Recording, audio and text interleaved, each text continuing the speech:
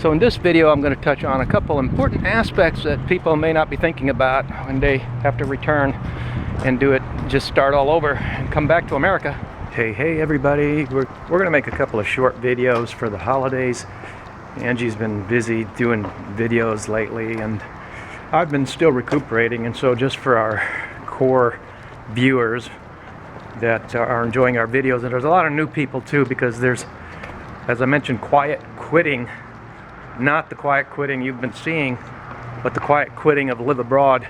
A channel like ours give people encouragement, and we're going to be making some videos about how to do it. Some people, most people have sold everything and gone abroad, and so they're having to start new. Now, starting again from zero, from the bottom, this is something I've done all my life.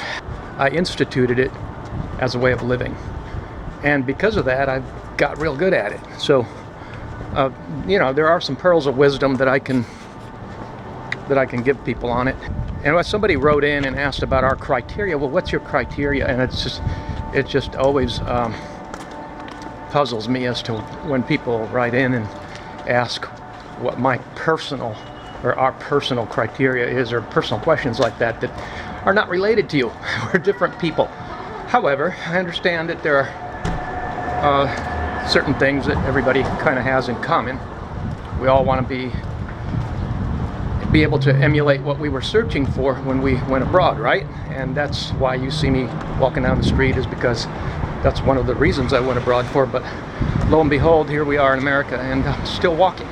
So that's one of the criteria that I had. I don't know if that's your criteria, so I'm not going to go down a list of criteria that are important to me, because I don't want to bore you. It might have nothing to do with you. And so I would suggest you write down what's important to you. But I would say also that beyond that, a lot of people go abroad for freedom, and that is an issue that you are going to have to, you're going to want to really do your homework on. So there's a lot of different reasons why people come back. Everybody's got different reasons, but at the same time, it's really all the same stuff. Because after all, we all experience pretty much the same thing when we go abroad. But we're super happy here. You know, people lament the winters, and yeah, it gets cold here, but right now it's the end of December, and you know, it's like 60 today, so you know, you do get breaks from that. We haven't had to shovel any snow lately. You know, it's not like we have any job commitments. We don't have to get in the car in the morning and, you know, defrost or worry about snow anyway. Even if the snow did come down, I'm not going to shovel it. I'll just wait till it melts.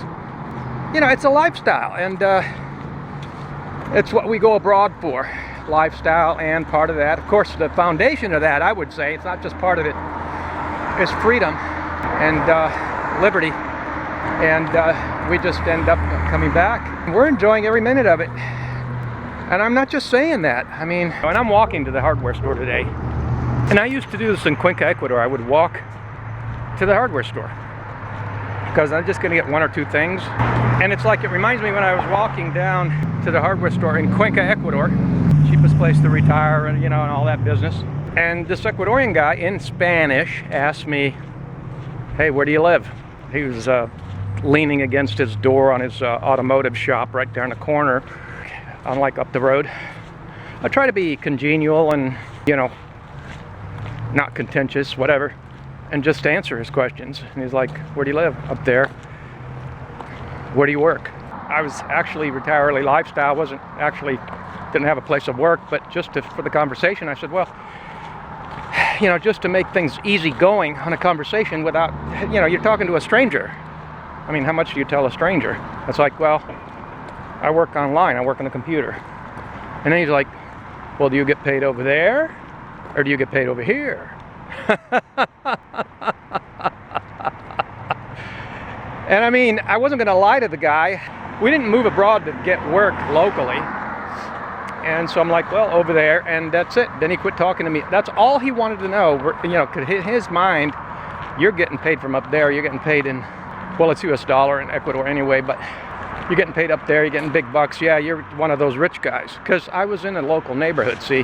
That's why he had to size me up. And that's the thing. And I walked down here to the hardware store today, and that's not going to happen. I'm not going to get sized up. Although it's human nature for people to size people up.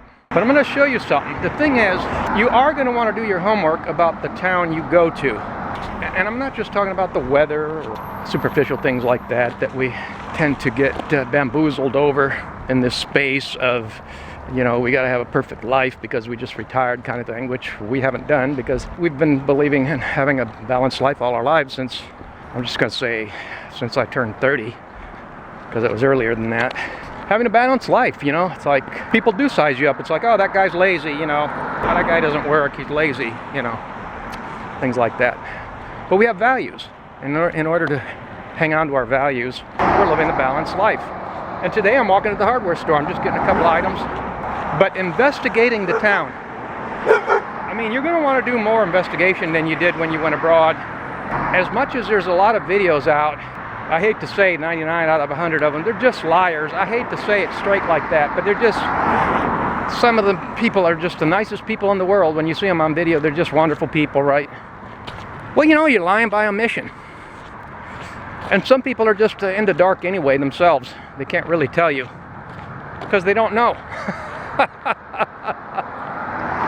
And so when you do your homework, it's like I talked about when we were looking around different states, different areas, and we were searching, just as an example, not picking on Pennsylvania, but that just comes to mind. I'm sure a lot of other states are the same way. And this is why I say to people, be careful, because you hear a governor say something. Well, even Trump said, the great state of Pennsylvania. And who wants to have a speech in front of the whole world and not say nice things? But when you say things like that, which part of the great state of Pennsylvania are you talking about? The ones that persecute Christians and homeschoolers? Or the rhinos? Or maybe a handful of few good people? Because I know there's good people in government. I'm not trying to say there isn't. I'm just saying you have to be careful where you go. You have to do your homework. There's a lot of arrogance in America, in government in America, as everybody can see, and which is just another word for tyranny.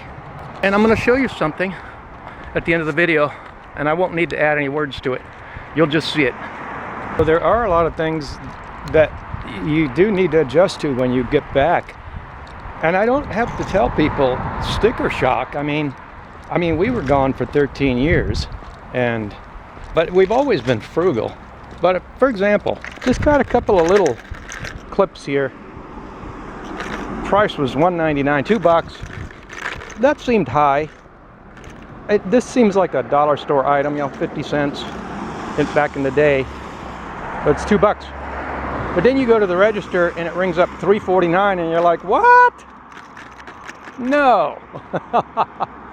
Well, the price was wrong. My point is, yes, there is sticker shock, and yeah, if you weren't frugal before, you'll want to get smart about being frugal. But I don't think that frugal is the best word for it. I like industrious frugality. There's some things that we didn't put in the last video I wanted to touch on also. That wasn't a comprehensive video on what to do for housing when you want to come back to America with nothing. I know we lived in a 30-foot travel trailer with the whole family. We traveled all around America for like 3 years, full timing.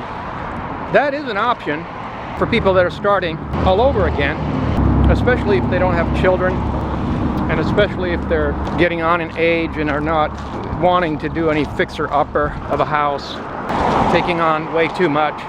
When we were doing it, again, we were kind of trendsetters. There weren't really a whole lot of families doing it, and it was actually frowned upon and people looked down. But nowadays, it's a whole culture out there all over YouTube, and a lot of them are quitting that too. It's like things go into fads. It becomes a fad, everybody jumps in, and because there's too many people doing it, it gets watered down. That's what's happening. Even the motorhome manufacturers jumped in with inferior product because there's just so much demand, they can barely keep up, and so they're just going to make money regardless what quality, what kind of product they turn out. It's like the housing in Panama. I made videos in the past over in Panama. You go down there, they want $500,000, $1 million for a house that's, I mean, I'm not kidding, it wouldn't be worth the 150 here. you know, just shoddy workmanship. I mean, I've remodeled houses. I can see shoddy workmanship, tile that you're tripping over because it's not even. Just all kinds of, you know, just cheap chipboard doors. Just $500,000 and $1 million. Purple toilets. People have turned that down on rental houses. For $400 rental houses, they turned it down because it was a purple toilet. But here's a $1 million house in Panama with a purple toilet. That makes it better, huh? Because it's $1 million. If it's 400, oh no, I don't want that. But if it's a $1 million house, oh hey, look at this, honey. Don't get me started, but you can do the travel trailer thing or the motorhome thing, and you can get an older one. You know, you're not going to be driving all over the. Maybe you will full time in it. Maybe you'll get a good one. You know, maybe a good reliable one, and you can decide to just travel around the country if you want to do that. But if you're just looking for a, you know, start all over kind of thing, a lot of people do that. Now that has blown up too, and the prices on what it costs now in America just to park a thing like that is just, I think it's ridiculous. And a lot of people, other people think so too. But there, you know, I mean, there's a whole culture out there that, I mean, when you first land, if you're by yourself, you get a used motorhome for, you can find them, you know, all over the place for $2,000–$3,000, and sure beats staying in a hotel for a month. That's all you're gonna get for that. And with this, you can park here and there, wherever, until you figure out what you're gonna do, and it's just temporary. So it's a way to have a place to land. I mean, when we go abroad, you know, we just go to Airbnb and we just get a rental. But if you do that here, you're just gonna, it's just a whole different number that you have to be working with. So now I have a friend that has since moved to India. He's got his sons are there, but when he was here in America a few years ago, he was sharing a, I don't know, big house with a few other people, and I was amazed. He said his rent was $250. He said he's never home anyway. He had one of those delivery jobs. He was always driving anyway. He was in his 70s. Obviously, if you're not married, that's going to be an easier thing to do, and that's not my thing, though. There's also these work share programs. That's not my thing either. I mean, it's like they're always wanting way too much for rent, and then they always want way too many hours, like your time isn't worth anything. And besides, we could just go get work. You know, why work share or, you know, work barter. Why work barter when you can, for what they expect you to pay, the high rents and everything. Anyway, it's never really appealed to me. But what does appeal to me was the fixer. You get yourself a small fixer, or you could get yourself a motorhome. And so I said I was going to show you something, and the picture's worth 1,000 words.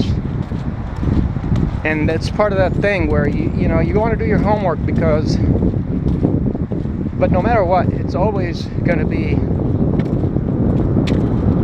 a crapshoot. It's just, you're just playing roulette. I mean, it's never any guarantees, because ultimately it's something that we don't really have any control over. And all we can really control is ourselves, and how we're going to live, and how we're going to respond to our surroundings, the politics of our surroundings, and of course the little knee-jerk reaction that a lot of people, well, it's the easiest thing to do, isn't it? Just pack your bags, right? Except for when it became global, then it was obvious. When it became obviously global, because it's always been global, we were just misled by all the little flashy things. Well, anyway, it's time to show you what I was talking about, and I'm going to end the video here. How do you like them apples? Hey, thanks for coming to the channel.